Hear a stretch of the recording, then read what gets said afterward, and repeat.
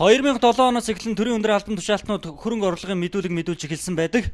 Сүхбаатарын Батуулд гишүүний тухайд 2003 онд ийм данстай Батуу Майнинг компаниг хувьцаа эзэмсэж байсан. Хувьцаагаа 11,771 ам.доллар тухайн үеийн ханшаар 21 сая төгрөгөөр худалдаж авч байжээ.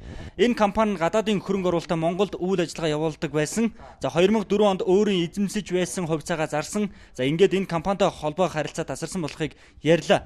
Өөрөөр хэлбэл хөрөнгө оруулгын мэдүүлэх хууль эрх зүйн мөрдөгдөж эхлэхээс 3 жилийн өмнө уг асуудал өрнөсөн гэж тайлбарлав. Тэгэхээр бид бол оролцсон энэ ажил бол хуулийн хүрээнд хийгдсэн ийм бизнесийн ажил гэж бодож байгаа.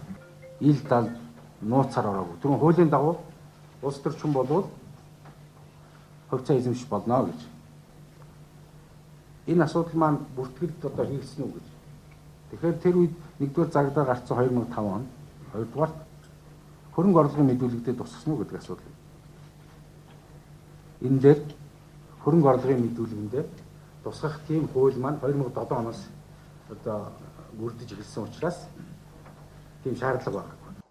Үүн дээр Батуулд болоод цогтоотор нарын эрхмүүд өөрийн нэр дээр огт офшор данс байхгүй гэж мэдгдсэн юм. За хувь эзэмшиж байсан компани нь л офшор данстай байсныг тодтогсон. Зөвхөн хувь эзэмшиж байсан компани нь буруутгах шалтгаан болохгүй гэсэн юм а.